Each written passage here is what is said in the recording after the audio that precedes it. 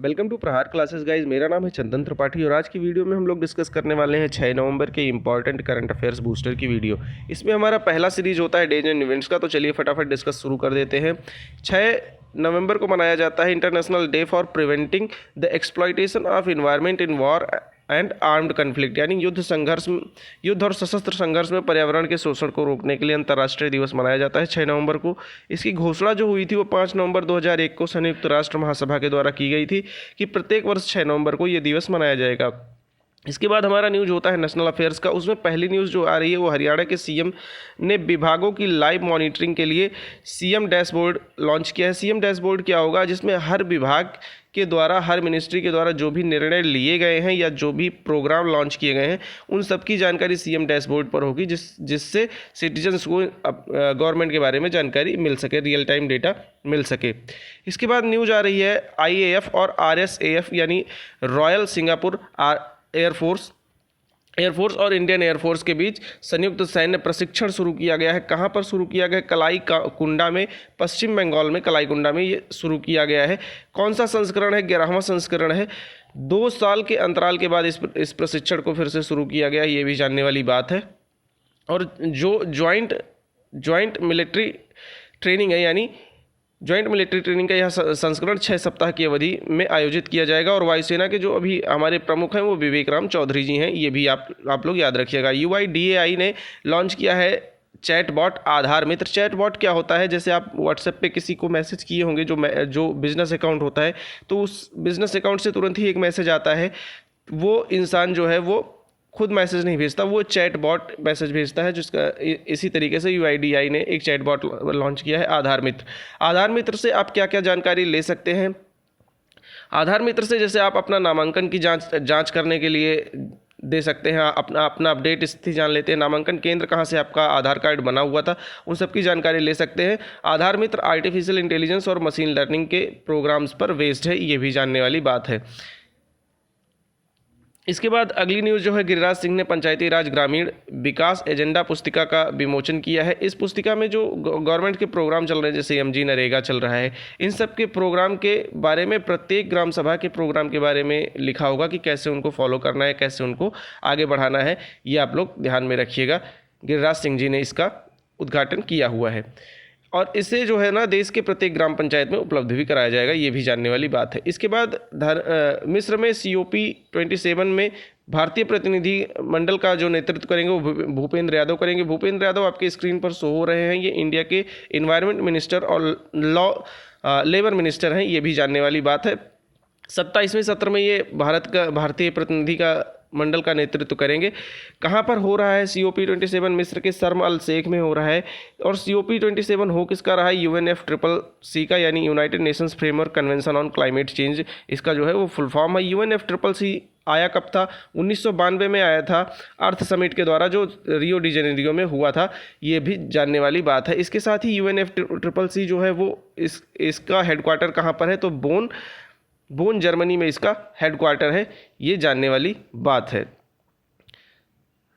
2021 में जो UNFCCC का सम्मेलन हुआ था वो ग्लासगो स्कॉटलैंड में हुआ था, ये भी जानने वाली बात है। अगला देख लेते हैं, शिक्षा मंत्रालय से न्यूज आ रही है। कमेटी और रिकमेंडेशंस में केंद्र ने उच्च शिक्षा संस्थानों के लिए एक पैनल का गठन किया है, जिसकी अध्यक्षता IIT कानपुर के बोर्ड ऑफ गवर्नर्स के अध्यक्ष डॉक्टर K राधाकृष्णन कर रहे हैं। इसमें क्या होगा? उच्च शिक्षा में जो भी कमियां हैं, जो सुधार की ज़रूरत है, उसके लिए एक रोड मैप तैयार किया जाएगा और उसको फॉलो किया जाएगा। इसी के साथ जानना जरूरी है कि केंद्रीय शिक्षा मंत्री कौन है? धर्मेंद्र प्रधान है। अगला हमारा सेक्शन होता है इंटरनेशनल अफेयर्स का। चीन ने मारे गए गालवान सैनिकों के नाम पर तिब्बत सिनजियांग राजमार्ग पुल का नाम रखा है। इसमें 11 पुल हैं जिसका नाम रखा गया है, जो चीन के गालवान वैली में सैनिक शहीद हो गए थे, उनके नाम पर इनका नाम रखा गया है। प्रॉब्लम वाली बात यह है कि इसमें से कुछ पुल अपने अक्साई चीन में भी है, जो चीन के कब्जे में आता है, और भारत का क्षेत्र है, वो लद्दाख का क्षेत्र है। इसके साथ ही अगली जो न्यूज आ रही है वो ऑपरेशन विजिलेंट स्टॉर्म की आ रही है। ऑपरेशन विजिलेंट स्टॉर्म अमेरिका और दक्षिण कोरिया के बीच संयुक्त सैन्य हवाई अभ्यास है, जिसका विरोध जो है वो नॉर्थ कोरिया कर रहा है, उत्तरी कोरिया कर रहा है। सरसों की एक नई हाइब्रिड किस्म की प्रजाति खोजी गई है, साइंस एंड टेक्नोलॉजी का ये न्यूज़ है, जिसका जो है वो जेनेटिक इंजीनियरिंग मूल्यांकन समिति ने इसको मंजूरी दे दी है कि अब ये खेतों में उगाया जा सकता है। इस हाइब्रिड किस्म का जो नाम है वो धरा सरसों हाइब्रिड 11 है, जो वरुण किस्म की जो सरसों हैं, वरुण किस्म के सरसों हैं उनसे बनाया गया है धरा सरसों हाइब्रिड, और इनसे बेहतर ये उत्पादन देते हैं। इसके साथ ही अगली न्यूज आ रही है अपॉइंटमेंट्स की सीरीज में। केवी कामत को 5 साल के लिए RIL यानी रिलायंस इंडस्ट्रीज लिमिटेड के स्वतंत्र निदेशक के रूप में नियुक्त किया गया है। Kamat Reliance strategic investment limited, जिसका भी नाम चेंज कर दिया गया है, उसके भी गैर कार्यकारी अध्यक्ष के रूप में इनकी नियुक्ति हुई है। और इसका RSIL का नाम जो बदल कर किया गया है, जियो फाइनेंशियल सर्विसेज लिमिटेड कर दिया गया है, ये जानने वाली बात है। इसके बाद अगला अपॉइंटमेंट है शुभ्रकांत पांडा फिक्की यानी FICCI के अगले अध्यक्ष के रूप में इनको नामित किया गया है।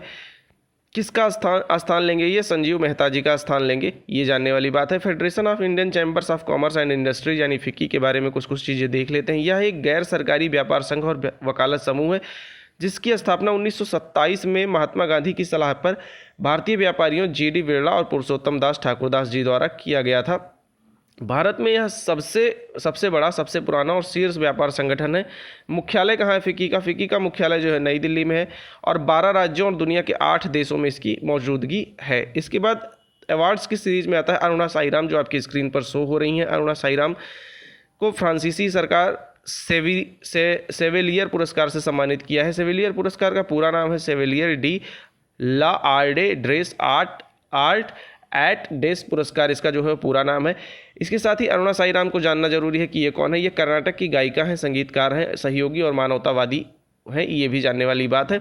अरुणा साईराम को केंद्र सरकार द्वारा पद्मश्री और संगीत अकादमी द्वारा संगीत कलानिधि पुरस्कार भी प्राप्त हुआ है। संगीत नाटक अकादमी के उपाध्यक्ष के रूप में भी ये कार्य कर चुकी हैं। अगला हमारा न्यूज है निधन में जो व्यक्ति चर्चा में रहे हैं वो आपकी स्क्रीन पर शो हो रहे हैं। इनका नाम है श्याम शरण नेगी। ये भारत के पहले वोटर माने जाते हैं, यानी भारत के पहले मतदाता माने जाते हैं।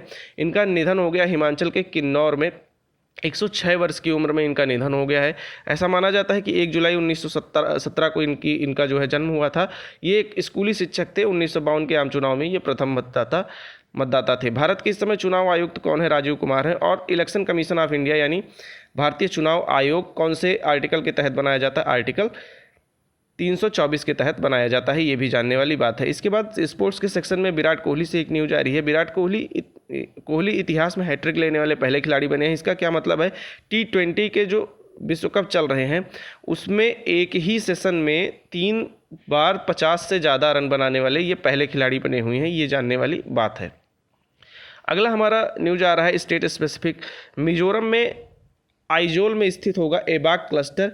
SPMRM के तहत पूरा होने वाला पहला क्लस्टर बना है। SPMRM क्या है? Shyama Prasad Mukherjee rural urban mission है। इसके तहत जो है गांव में शहरी सुविधा पहुंचाने की बात की जा रही है, और इसके तहत जो है आइजोल में स्थित एबाक क्लस्टर ऐसा पहला क्लस्टर बना है जो SPMRM के 48 परियोजनाओं को पूरा कर लिया है।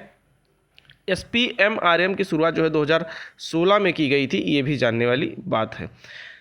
केरला सरकार से दूसरी न्यूज आ रही है। केरल सरकार ने 1 लाख छात्रों को फुटबॉल की प्रशिक्षण देगी। किस प्रोग्राम के तहत देगी? 1 मिलियन गोल के प्रोग्राम जो है, इस प्रोग्राम के तहत ये शिक्षण प्रदान किया जाएगा। केरल के मुख्यमंत्री कौन है? पिनाराई विजयन, ये भी जानने वाली बात है। कर्नाटक से अगली न्यूज आ रही है। कर्नाटक सरकार ने स्कूली छात्रों के लिए प्रतिदिन 10 मिनट योग अनिवार्य किया है। तो क्वेश्चन आ सकता है कौन सी सरकार ने 10 मिनट योग अनिवार्य किया है स्कूली छात्रों के लिए? तो वो कर्नाटक सरकार होगी, ये आप लोग याद रखिएगा। इसके साथ ही आंध्र प्रदेश से अगली न्यूज आ रही है। आंध्र प्रदेश में फातिमा शेख पर एक पाठ शामिल किया गया है। अच्छा, कर्नाटक से एक न्यूज और है।